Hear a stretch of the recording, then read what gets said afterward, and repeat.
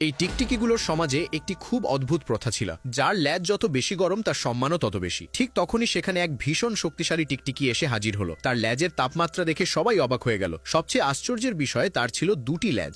এটা দেখে হলুদ টিকটিকিটি ভীষণ ঈর্ষান্বিত হয়ে পড়ল, কিন্তু সে কখনোই তাদের সমকক্ষ হতে পারত না, কারণ তার তো কোনো ল্যাজই ছিল না। এই ভাবনায় তার মন একেবারে ভেঙে গেল। এমন সময় তার চোখ পড়ল একটি গোলাপি টিকটিকির উপর, আর প্রথম দেখাতেই সে তার প্রেমে পড়ে গেল। সে তাকে নিয়ে সুখের ভবিষ্যতের স্বপ্ন দেখতে শুরু করলো, কিন্তু মুহূর্তেই সেই স্বপ্ন ভেঙে গেল, কারণ সে দেখল একটি লাল টিকটিকি তার দুই সঙ্গীকে নিয়ে চলে যাচ্ছে। দৃশ্যটি দেখে তার খুব রাগ হলো, কিন্তু ইচ্ছা থাকলেও সে কিছুই করতে পারল না। বন্ধুর এমন অবস্থা দেখে নীল টিকটিকির মাথায় একটি বুদ্ধি এলো। সে তাকে সঙ্গে নিয়ে অন্য জায়গায় গেল। হঠাৎ তার পা পিছলে গেল। তখনই তার চোখে পড়ল মাটিতে পড়ে থাকা একটি কলমের ভাঙা অংশ। উত্তেজিত সে বুঝে গেল এটিকে দিয়েই হলুদ টিকটিকির জন্য একটি ল্যাজ বানানো সম্ভব। দুজনে মিলে স্প্রিং লাগাতেই হলুদ টিকটিকিটি হঠাৎ আকাশে লাফিয়ে উঠল। জ্ঞান ফিরে পেয়ে সে নিজের নিচে একটি হলুদ ল্যাজ দেখতে পেল। আনন্দে আত্মহারা হয়ে ওঠার আগেই তারা বুঝতে পারল ওটা আসলে একটি খেলনা ডাইনোসরের ল্যাজ। বিষয়টি বুঝতেই দুজনেই ভয়ে কাঁপতে শুরু করলো। তবুও বন্ধুকে একটি ল্যাজ এনে দিতে নীল টিকটিকিটি সাহস করে খেলনা ডাইনোসরটির উপর ঝাঁপিয়ে পড়ল, কিন্তু হঠাৎ তার হাত থেকে একটি বোতাম চাপা পড়ে গেল। পরের মুহূর্তেই খেলনা ডাইনোসরটি ভয়ঙ্কর গর্জন করে উঠল। ভয়ে দুজনেই প্রাণপণে দৌড়াতে লাগলো। তবে সৌভাগ্যবশত